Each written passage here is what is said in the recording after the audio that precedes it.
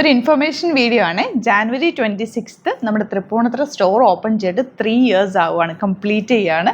അപ്പോൾ അത് പ്രമാണിച്ച് 26 നേരിട്ട് വിസിറ്റ് ചെയ്യുന്നവർക്ക് നമ്മൾ സ്പെഷ്യൽ ഡിസ്കൗണ്ട് സ്റ്റോറിൽ നിന്ന് ഉണ്ടാവും.